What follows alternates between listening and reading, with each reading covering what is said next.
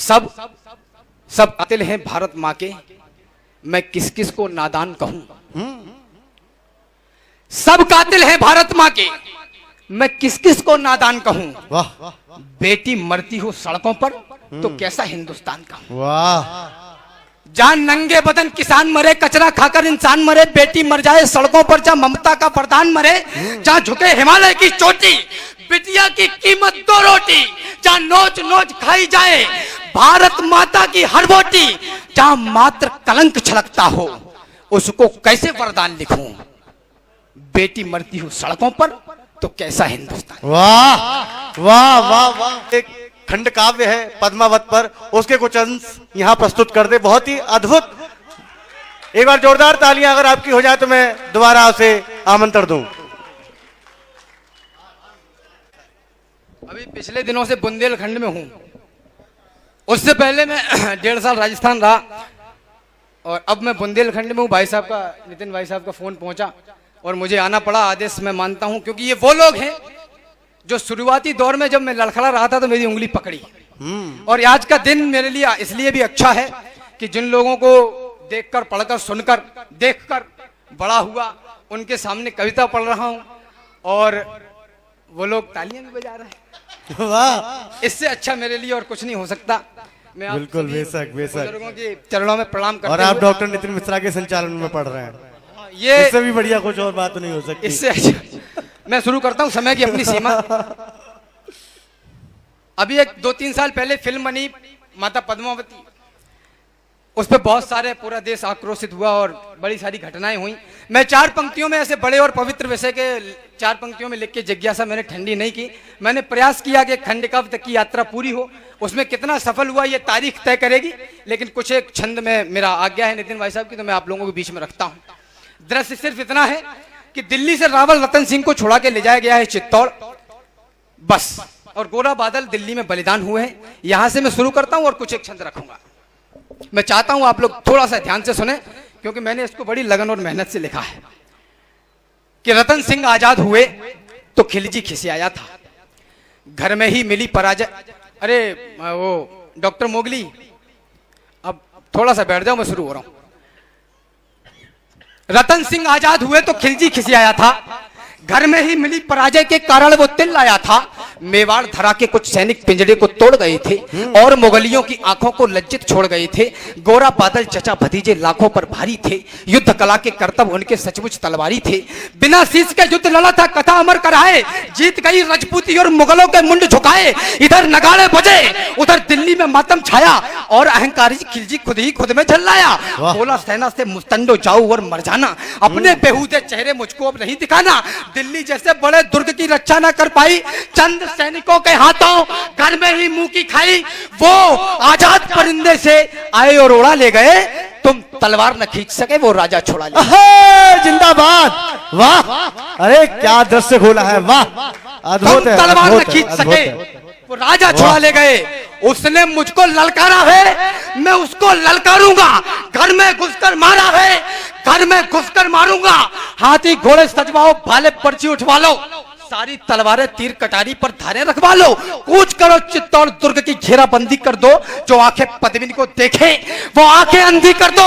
बूढ़े बच्चे विधवाओं पर रहम नहीं तुम खाना, वीरों से ना जीत सको तो छुपकर तीर चलाना। तबे पांव चित्तौड़ चलो तुम, भनक न हो दुश्मन को, मैं गर्दन से दूर करूंगा रतन सिंह के तन को। तो खिलजी अपनी सेना लेकर पहुंचा उस माटी में, बलिदानी धरती के ऊपर मेवाड़ी घाटी में। एक मुफ्त सेना को रोका, जोरों से चिल्लाया और कायरों के समूह को एक फरमान सुनाया। जो ही सैनिक पड़े सभी का सहसा मन कुलाया, किला नहीं था सन्मुख उनको काल खड़ा दिखलाया। सैनिक बोले माफ करो, हम अंदर ना जाएंगे, है विशाल दरवाजा, इसको तोड़ नहीं पाएंगे। तोड़ पाए तो महाराज हम अपना कफन सिलेंगे। किले के अंदर सोए हुए मेवाड़ी सिंह मिलेंगे, सोए शेर जगेंगे तो फिर सबकी रूह हिलेगी। कितनी भी तेज भाग लेना पर दिल्ली नहीं मिलेगी, वक्त अभी झुकने का है, मेरे आका झुक जाओ। वाह वाह, सबकी खैर चाहते हो तो बाहर ही रुक जाओ। वाह क्या बात है, वाह वाह। चित्तौड़ दुर्ग दुर्गों का राजा, पर्वत सी ऊंचाई, पैदल घूमो तो उम्र गुजर जाए इतनी लंबाई, और लंबाई से भी विशाल थी रावल की प्रभुताई, प्रभुताई से बहुत कठिन थी पद्मिनी की ठकुराई, ठकुराई के आगे खिलजी विवश दिखाई पड़ता, किला बेध लेने वाली पर नित्य नीतियां गढ़ता, किंतु किले की उस दृढ़ता का वाह वाह क्या कहना। 8 माह तक रेत छानती रही मुगलिया सेना, वाह 8 माह तक रेत छानती रही मुगलिया सेना। ऐसा नहीं कि सूर्य चमकना अपना छोड़ गए थे, ऐसा नहीं वो लड़ मरने का सपना तोड़ गए थे, ऐसा नहीं मुगल सेना का पैरा सख्त हुआ था, ऐसा नहीं कि ठकुराई का ठंडा रक्त हुआ था, ऐसा नहीं कि शेर मांद में छुपकर बैठ गए थे, ऐसा नहीं मृत्यु के भय से छुपकर बैठ गए थे, ऐसा नहीं कि उनकी तलवारों पर धार नहीं थी, ऐसा नहीं कि मेवाड़ी मिट्टी खुददार नहीं थी। वाह वाह वाह वाह, केवल एक यही भय था जो उनको रोक रहा था। दादा तर्क देखता, केवल एक प्रश्न उठा, एक आरोप लगाया गया इतिहास में कि दाना पानी खत्म हो गया तो लड़ने के लिए बाहर आए। वाह बिना नेतृत्व वाली सेना चित्तौड़ से चलकर दिल्ली तक जाकर खिलजी के जबड़े से अपने राजा को छुड़ा के ला सकती है, वो 18 महीने इंतजार नहीं करेगी दाना पानी खत्म हो जाने का। केवल एक यही भय था जो उनको रोक रहा था, मानवता का रक्त बहेगा ये डर टोक रहा था। पर्वत और युद्ध के किस्से और विदुषी का मुख, ये तीनों समुचित दूरी से ही देते सुंदर सुख। कथा युद्ध की सुनने में रमणीक लगा करती है, मगर समर्थल में सौड़ित की धार बहा करती है। बच्चे अनाथ होते हैं, बहुएं विधवा हो जाती हैं, तभी युद्ध की असली सूरत मित्र नजर आती है। तो यही सोचते थे रावल की अगर लड़ाई होगी तो ये सच है दुनिया में अपनी ठकुराई होगी, अपनी ठकुराई होगी तो हर जगह बड़ाई होगी, और बड़ाई की कीमत सचमुच योद्धा ही होगी। खिलजी की सेना में है जितने भी लड़ने वाले, उनमें से ज्यादातर हैं भारत के रहने वाले। भारत के रहने वालों से हरगिज नहीं लड़ेंगे, जब तक युद्ध चले टालेंगे, तत्पश्चात लड़ेंगे। वाह वाह वाह वाह वाह, स्वाभिमान की एक कथा रणमध्य गढ़ी जाती है, मगर समर्थन में स्वाभिमान की कथा एक रणमध्य गढ़ी जाती है। इधर किले के भीतर भी एक जंग लड़ी जाती है, माताएं सुने, इधर किले के भीतर भी एक जंग लड़ी जाती है। शाका इधर इधर उधर जौहर, क्या तालमेल अलबेला, मातृभूमि की रक्षा में क्या हुआ खेल अलबेला। स्नान ध्यान के बाद हाथ जब एक लिंग के जोड़े, लगी भवानी जब पहने थे लाल रंग के जोड़े, लाल रंग के जोड़ों संग सारे श्रृंगार किए थे। वो सारे श्रृंगार माता ने अंतिम बार किए थे। पहला श्रृंगार आंख में जब काजल की धार लगाई, आंसू छलक ना पड़े तभी लक्ष्मण रेखा बनवाई। दूजा श्रृंगार भाल पर माने जब बिंदी को धारा, ऐसा लगा माता ने मस्तक पर दिनकर अवतारा। तीजा श्रृंगार होठ पर माने लाली को लगवाया, अंगारों से अधर हो गए, अग्नि कुंड दहकाया। चौथा श्रृंगार मात पद्मिनी का आज विश्व ने देखा, जब माँ ने माथे पर डाली स्वाभिमान की। वाह वाह वाह वाह वाह वाह वाह। श्रृंगार